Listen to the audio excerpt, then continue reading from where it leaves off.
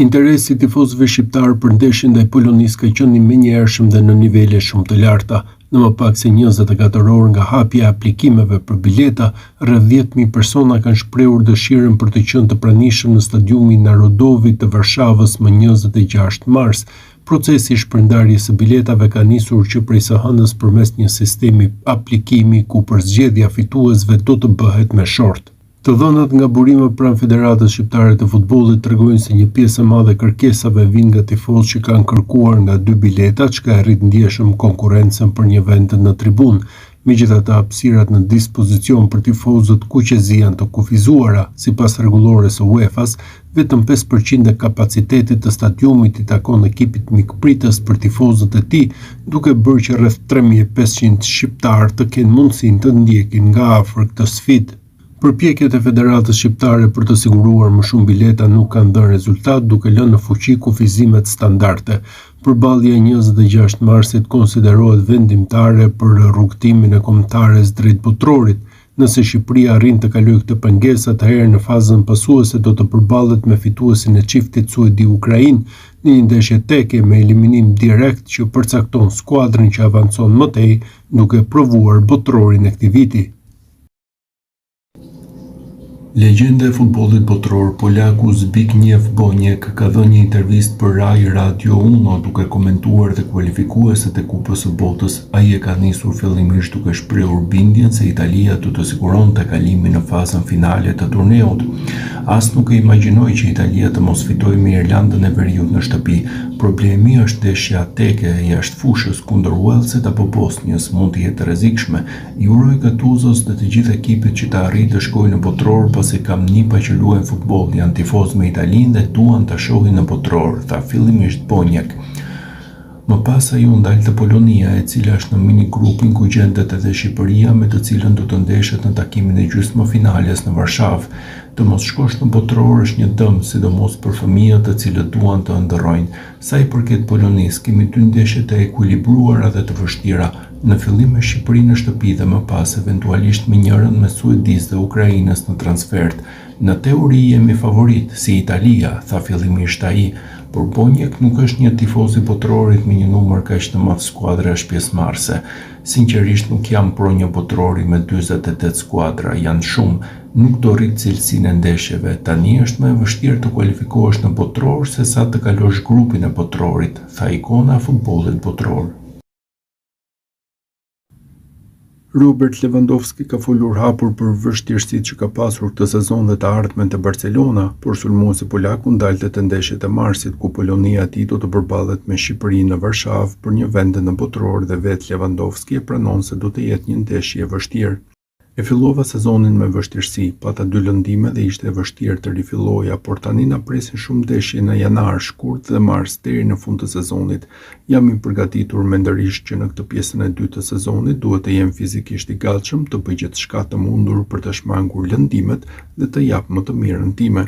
Na presin kundërshtar të fortë në play-off, nuk do të jetë lehtë, por luajmë kundër Shqipërisë në shtëpi me mbështetjen e tifozëve tanë dhe kjo do të na jap një shtysë ekstra.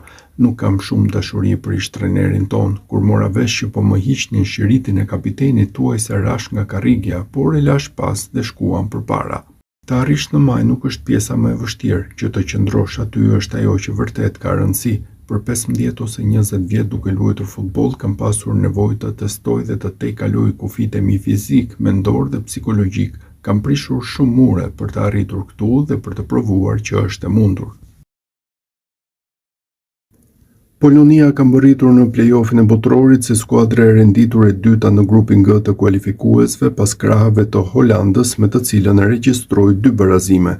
Ecuria e saj në këtë edicion u shënua nga jo pak probleme, ku më i madhi ishte zënka në fillimin e edicionit mes trajnerit Michal Probierz dhe Robert Lewandowskit, të cilit ju hoq shiriti i kapitenit.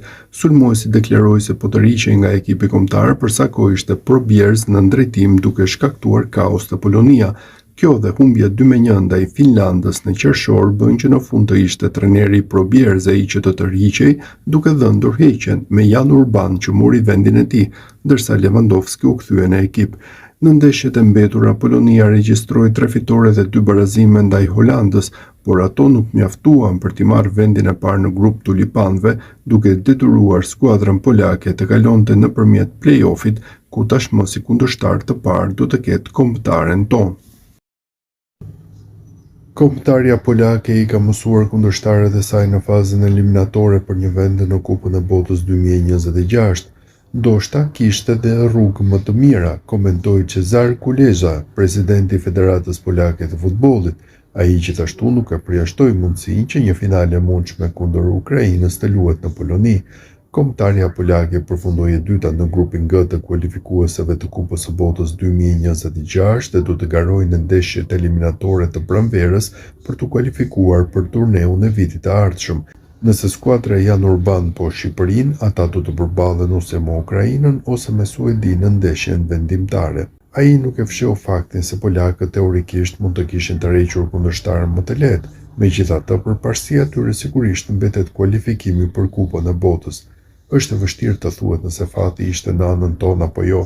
Ndoshta kishte edhe ndeshje më të lehta, por na ra shorti ashtu siç na ra. Duhet të fitojmë këtë ndeshje.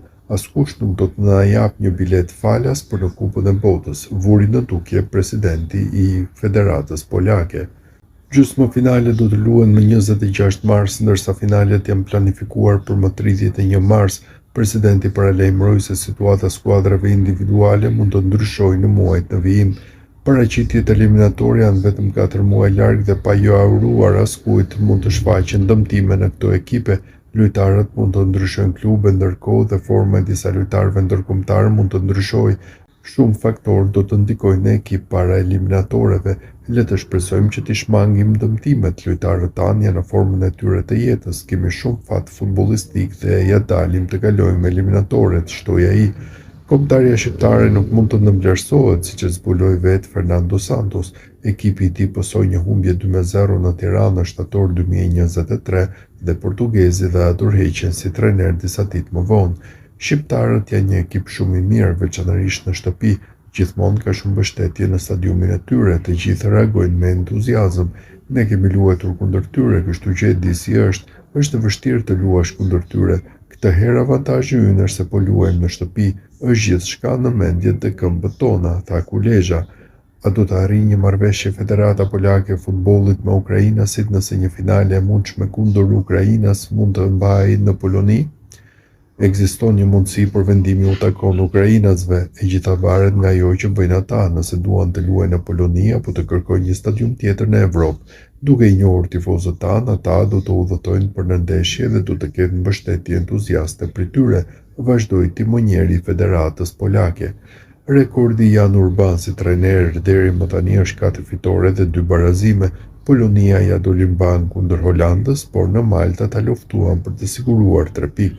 Kemi marrë 4 pikë në 2 ndeshjet e fundit, luajtëm në kushte të barabarta kundër Holandës, një kundërshtar i nivelit të lartë. Sigurisht që pati një qetësi të lehtë kundër Maltës, por në fund fituam dhe morëm 3 pikët.